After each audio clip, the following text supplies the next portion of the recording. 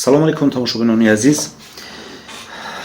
Ин саҳифаи дидгоҳ аст ва бисёр шуд мешудем агар шумо ба саҳифаи мо обуна мешудед ва мо кӯшиш менамудем ки дар бахшҳои гуногун дар масъалаҳои иҷтимоӣ, иқтисодӣ ва албатта шоу барномаҳоро барои волидахотирии шумо пешниҳод карда бошем. аз ин рӯ хоҳишӣ мекунем ба саҳифаи мо обуна шавед, ба саҳифаи ютуби мо обуна шавед ва ҳатман барномаҳои моро пайгирӣ кунед.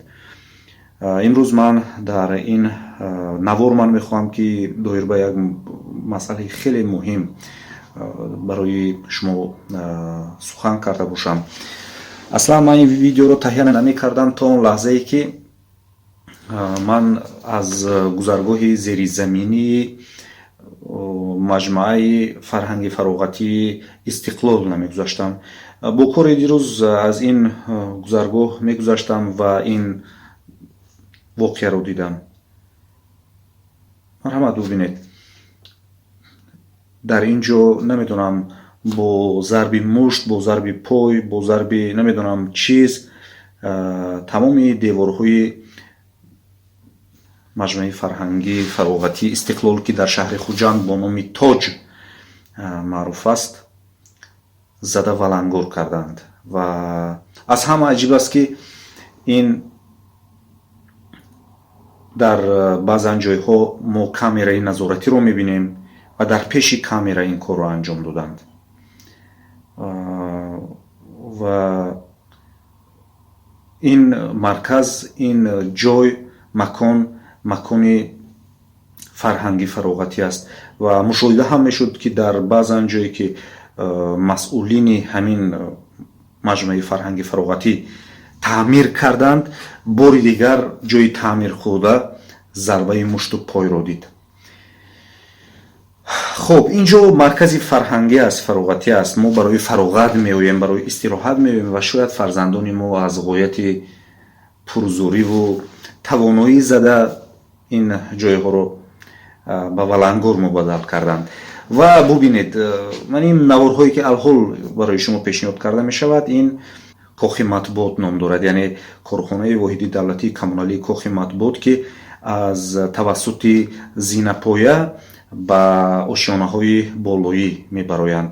ва аз ҳама аҷиб ин ки дар ҳамин макон, дар ҳамон ошёнаҳои болоӣ фарзандони мо барои аз худ кардани забонҳои хориҷӣ меоянд, яъне барои таълим андохтан, барои илм гирифтан ба ин марказ меоянд. ва бубинед, наворҳо пешниҳод мешавад ва дар ин ҷо низ фарзандони мо, фарзанди ман, фарзанди шумо барои андохтани илм омада ин маконро ба вайроназор мубаддал мекунанд. хуб, аслан тамошобинони арҷманд, аслан гирем ин гуна ҳодисаҳо дар ҳама ҷо ҳаст, дар русия, амрико, аврупо, дар ҳама ҷо ҳаст. лекин ман мехоҳам аз нуқтаи назари миллият ва аз нуқтаи назари менталитети тоҷикӣ чанд андеша барои шумо пешниҳод карда бошам.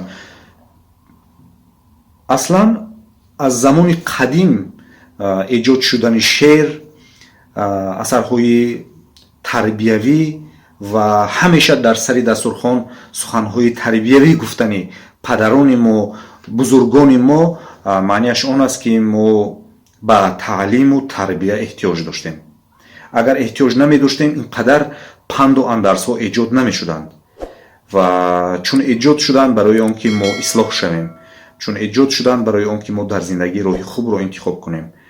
ва ман аз он хеле дилгир шудам ки ҷои бисёр хубро мақомдорон, яъне ҳукумату давлат сохтаанд. масалан маркази фарҳангӣ ва фароғатии истиқлол, кӯхи матбуот, ҷоест ки дар ҳар ду макон иштироки шахси аввали кишвар, президенти ҷумҳурии Тоҷикистон ҷаноб олии муҳтарам Эмомалӣ Раҳмон иштирок варзиданд ва дар ин ифтитоҳ шахсони бисёр ҳам калидии кишвар иштирок доштанд ва имрӯз фарзандони мо мегиранду валангор мекунанд. ман бо ҳар ду роҳбари ҳамин ду муассиса суҳбат доштам ва бо шигифт мегуфтанд ки чандин маротиба огоҳ кардем, чандин маротиба ҷарима бастем ва корҳои ислоҳӣ анҷом додем, лекин такрор ба такрор ин ҳодисаҳо ба вуқӯъ мепайванданд. яъне мо бо ин кор куҷо меравем? агар ман фарзанди худамро нагӯям ки ин ҷамъият аст ва ту бояд ин ҷамъияту давлатро дӯст дорӣ ва ту бояд ба он ашёву он биноҳое ки ин давлату ҳукумат дорад бояд эҳтиром дошта бошӣ ва бояд дӯст дошта бошӣ. Аслан эҳтиромро иҷборан маҷбурӣ сохта намешавад, лекин ҳадди ақал бояд мо барои фарзандон фаҳмонем ки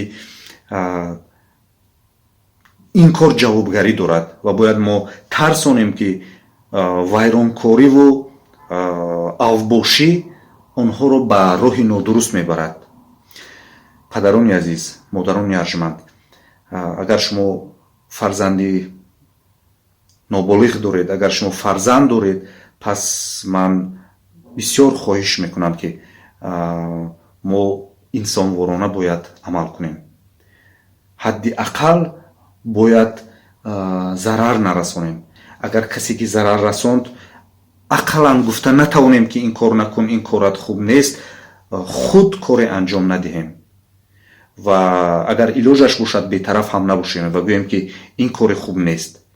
барои чӣ? Барои ин ки барои сохтану ба истифода додани ин биноҳо маблағҳои хеле зиёди давлатӣ масраф шудааст ва маблағҳои зиёди давлатӣ ин сарчашмаи ин маблағҳо ин маблағҳои мост, маблағҳои халқ аст.